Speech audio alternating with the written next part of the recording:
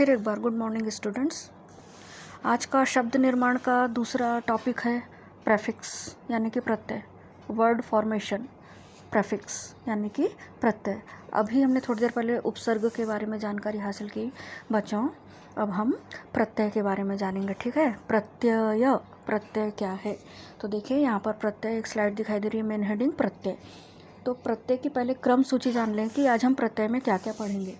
आज हम पढ़ेंगे प्रत्यय का अर्थ, प्रत्यय के प्रकार और प्रत्यय के भेद, ठीक है। तो सबसे पहले हम जान लेते हैं कि प्रत्यय कैसे लगाए जाते हैं। प्रत्यय बेटा हमेशा शब्दों के अंत में आते हैं और उपसर्ग कहाँ रहे थे? शब्दों की शुरुआत में। मैंने देखो थोड़ी देर पहले बोला था ये मतलब भाई बहन है। उपसर्ग हमेशा सामने आता है और बोलता है कि I am the super, I am the winner. प्रत्यय बेचारा कुछ बोलता ही नहीं, हमेशा शांत रहता है। और क्योंकि वो पीछे आता है इसलिए शांत रहता है, लेकिन पीछे आकर वो बड़ा रहता है पर कभी बताता नहीं। अब आपको समझ में नहीं आ रहा होगा कि टीचर आप क्या बोल रहे हैं, मैं सीधा सीधा बता देती हूँ, ठीक है। कि प्रत्यय क्या है? वे शब्दांश जो शब्दों के अंत में जुड़कर उनके अर्थ में परिवर्तन ला देते हैं या विशेषता ला देते हैं, उन्हें प्रत्यय कहते हैं। तो आज हम पढ़ने वाले हैं प्रत्यय का अर्थ, प्रत्यय के प्रकार और प्रत्यय के भेद। अब देखो यहाँ पर कुछ मूल शब्द दिए गए हैं, प्रत्यय लगाकर कुछ नए शब्द बन गए। जैसे बन, ये मूल शब्द है, मूल यानी मुख्य, तो उसमें आवट प्रत्यय लगाया तो बन गया बनावट।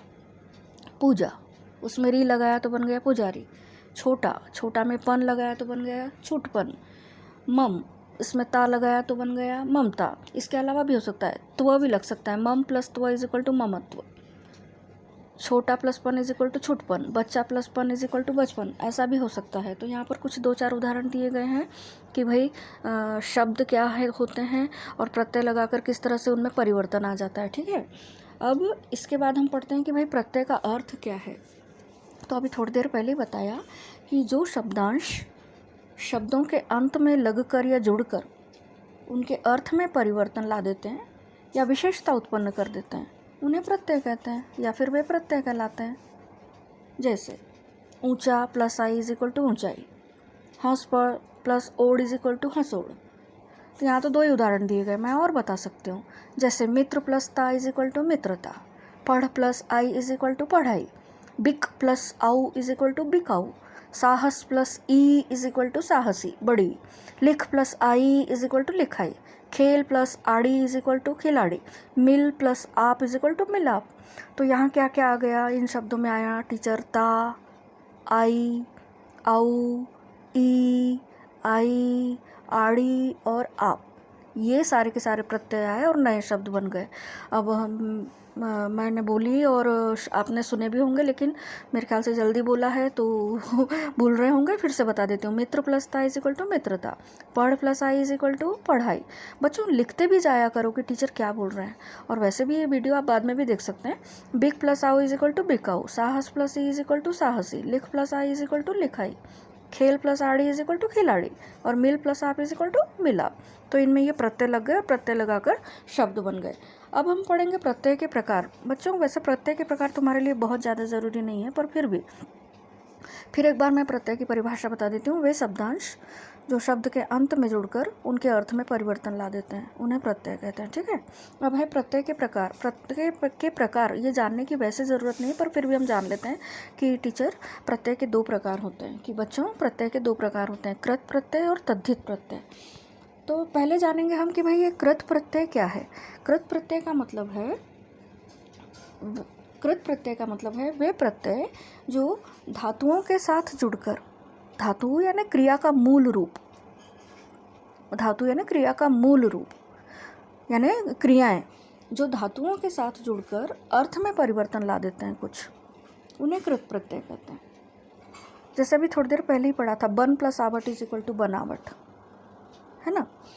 फिर पूजा प्लस री इज इक्वल टू पुजारी, हंस प्लस ओड इज इक्वल टू हंसोड़। और भी बहुत सारे उदाहरण दे सकती हूँ। जैसे मान लो मैंने लगाया,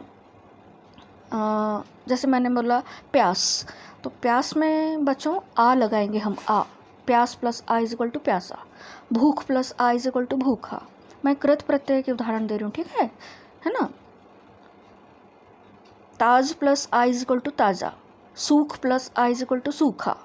जैसे अक प्रत्यय लगाते हैं, ठीक है, कृत प्रत्यय की बात कर रही हूँ।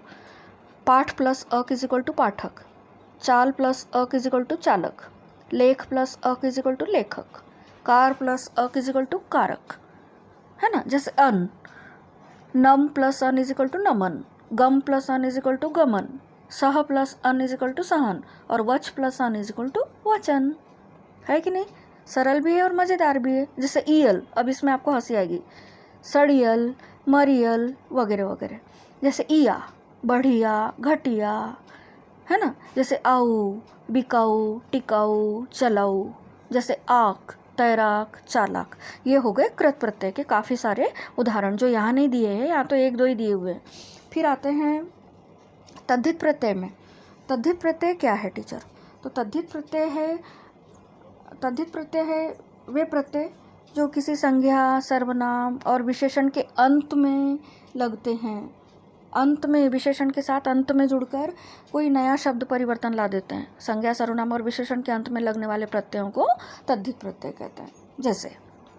जैसे मान लो मामा प्लस एरा, ममेरा। जैसे भूख प्लस आ, भूखा। लड़का प्लस पन, लड़कपन। बच्चा प्लस पन, बचपन। छोटा प्लस पन, छुटपन। अपना प्लस पन, अपनापन। इसमें त्व भी लगाया जा सकता है बच्चों, अपनत्व। अपना प्लस त्व इज इक्वल टू अपनत्व। आनी, जेठ प्लस आनी इज इक्वल टू जेठानी। सेठ प्लस आनी इज इक्वल टू सेठानी। आस, मीठा प्लस आस इज इक्वल टू मिठास। खट्टा प्लस आस इज इक्वल टू खटास। ऊंचा प्लस आई इज इक्वल टू ऊंचाई।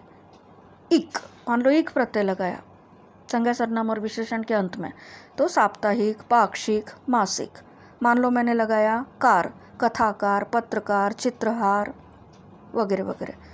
पन, थोड़ी देर पहले बताया, बचपन, बड़प्पन, छोटपन वगैरह। हार, पालनहार, होनहार आदि। तो ये थे तद्धित प्रत्यय। अब हम पढ़ेंगे कि प्रत्यय के भेद क्या है। अभी तक तो हम पढ़ रहे थे कि प्रत्यय दो प्रकार के होते हैं, कृत प्रत्यय और तद्धित प्रत्यय।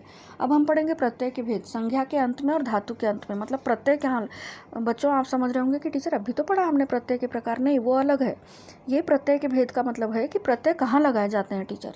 एक तो संज्ञा के अंत में और दूसरा धातु के अंत में। धातु यानी याद रखो बच्चों, क्रिया। तो जैसे नीचे देखिए, नीचे वाली स्लाइड में पढ़ धातु है, धातु मतलब क्रिया, तो पढ़ने वाला। घबरा, घबराहट। सजा, सजावट। खा, खाना। बन, बनाव। भूल, भुलक्कड़। बंध, बंधन। चट, चटनी। दूसरे जो कॉलम में है वो है संज्ञाएं, ठीक है। पहले कॉलम में जो दी गई है वो है धातु। पढ़, पढ़ाई। लिख, लिखाई। अब बच्चों आपको एक एक्टिविटी के तौर पर कुछ पूछा गया है। कम प्लस आई इज इक्वल टू कमाई। लकड़ी प्लस हारा इज इक्वल टू लकड़हारा। लकड़ियाँ काटने वाला, हाँ, कोई जानवर नहीं। लकड़ी प्लस हारा इज इक्वल टू लकड़हारा। लोटा प्लस ईया इज इक्वल टू लुटिया। धर्म प्लस ईक इज इक्वल टू धार्मिक। अब और भी बता सकते हैं, सप्ताह प्लस ईक इज इक्वल टू साप्ताहिक, है ना। तो अब हम आगे की स्लाइड में पढ़ेंगे मूल शब्द, प्रत्यय तथा उपसर्ग। कभी कभी क्या होता है स्टूडेंट्स कि एक ही शब्द में, मतलब मूल शब्द के साथ प्रत्यय भी जुड़े हुए होते हैं और उपसर्ग भी जुड़े हुए होते हैं। कुछ ऐसे शब्द होते हैं जहाँ उपसर्ग और प्रत्यय दोनों का प्रयोग होता है। जैसे देखो, यहाँ पर एक शब्द है अभिमानी। तो मूल शब्द क्या है? मान। अभि क्या है? उपसर्ग। ई क्या है? प्रत्यय। क्या बन गया? अभिमानी। फिर दूसरा देखो, सुलभता। लभ क्या है? मूल शब्द। सु क्या है? उपसर्ग।